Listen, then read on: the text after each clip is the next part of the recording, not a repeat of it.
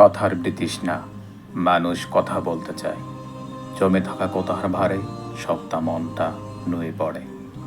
তখন মনের ভিতরের অদৃশ্য সব কলকবজায় অনেক অস্বস্তি হয়। একটা অসহনীয় ব্যথায় মানুষ কাতরায়, কিন্তু ব্যথা প্রশমন আর হয়ে ওঠে না। কাউকে বলতে না পারা কথাগুলো একটু একটু করে ভিতরে জমে যায়।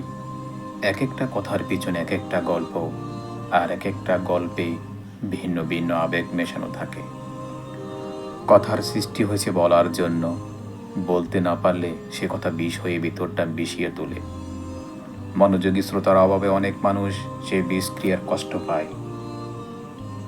চটপট করতে করতে হাঁপিয়ে উঠে এক একটা ক্লান্ত শরীর।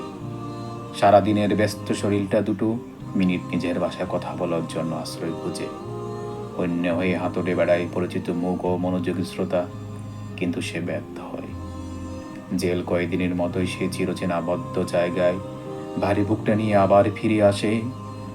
কথা বলার অভাবে মানুষের ভিতরের মানুষটা একটু একটু করে নীরবে পৌঁছে যায়। জমে থাকা কথাগুলো ডাস্টবিনে পড়ে থাকা বাসি খাবারের মতোই পচে পচে দুর্গন্ধ চড়ায়। সেই দুর্গন্ধ পরিবেশ দূষিত হবে ভেবে মানুষ আরও দূরত্ব বাড়িয়ে নেয়।